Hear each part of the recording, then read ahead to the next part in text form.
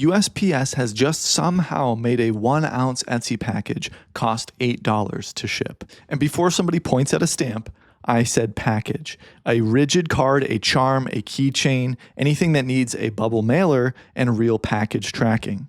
On certain routes, published commercial ground advantage is now $8.07 or $8.40 even if the package shipment weighs 1 ounce. And sellers are already starting to feel insulted. One Etsy seller makes $9 pop-up cards. They said shipping used to cost them about $5.80, while they charged the buyer $4.50 and ate the difference. Now, according to their post, the same labels are landing around $7.50 to $8.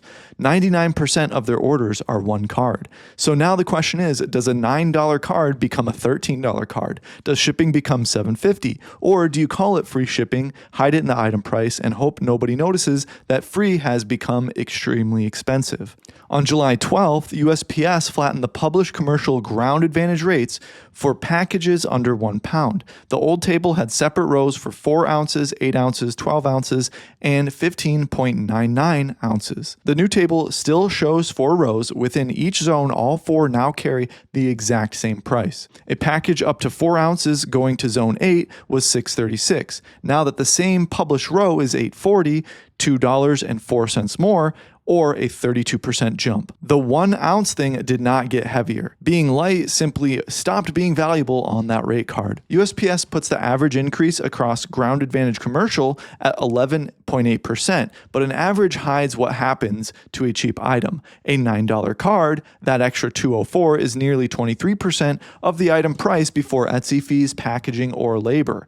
That is how a boring rate table sell turns a tiny profit into a loss. The rate table stops being simple here. Not every Etsy label is $8. USPS says negotiated commercial rates are not affected by the published price flattening. Etsy says sellers may receive discounted volume rates and the actual label depends on origin, destination, packed weight, and dimensions. That helps explain why seller screenshots can look completely contradictory. One seller reported that Etsy charged their buyer $6.13, then showed them an $8.03 USPS label for a $7.99 item. Another reported that a 4 ounce mailer to Hawaii was $8.40 through pirate ship and $6.36 through Etsy.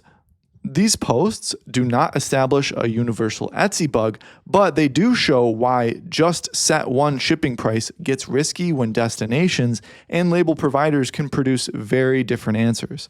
Guys, if you want to build your own standalone print-on-demand store, definitely check out OpoShop by EverBee. EverBee Store has upgraded itself to include print partners, integrations, and a lot more. It seems pretty comprehensive, so if you want to check it out, try the link in my description. And Etsy adds a second problem to this mess. Etsy's own help page says certain US domestic listings with shipping above $6 appear lower in search. So the seller gets a lovely 4-door game show. Door 1, charge the buyer the real $8 and risk making a $9 item look ridiculous, plus potentially cross Etsy's $6 search line. Door 2, absorb it and watch postage eat the order. Door 3, bury it in the product price, which is how a $9 card wakes up one morning costing $13. Door 4, switch to letter or flat mail if the item actually qualifies. That last part matters. A paper sticker may qualify as a letter or flat, thick or rigid items may not. Letter size mail tops out at 1/4 inch thick, while flats top out at 3/4 of an inch, and shape and flexibility rules still apply. The card seller said that some designs exceed 3/4 of an inch, putting them outside the flat size limits. Ground advantage is not $8 for air. It includes tracking and $100 of insurance. For a higher value item, that can be worth paying for. For a $5 charm, the math gets a little more spiritual. There is one weird upside to the published table. A 4 ounce parcel and a 15.9 ounce parcel cost the same within a zone.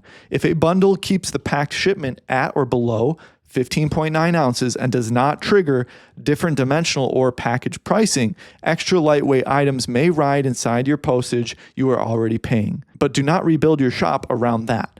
Use the packed order, not the bare item. Price check a nearby zip code, a faraway zip code, any provider designated rural exception, and Alaska, Hawaii, Puerto Rico if you ship there. Compare the live Etsy label against pirate ship and any other carrier you would actually use.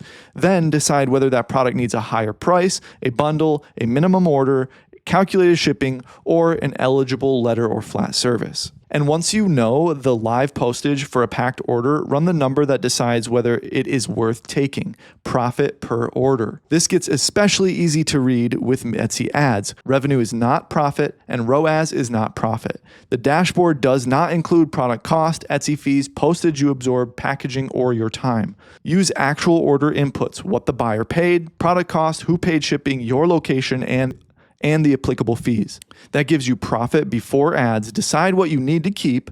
Whatever remains is the most that the order can afford in ad cost. If you really want to know your profit per order, use the Etsy Ads calculator in the Add to Cart SEO app. The link is in the description and I developed it myself. The Postal Service did not make a sticker heavier. It made being light less valuable, and Etsy can still judge the seller for showing the buyer the real bill. So what are your thoughts? Let me know in the comments below, and I hope you have a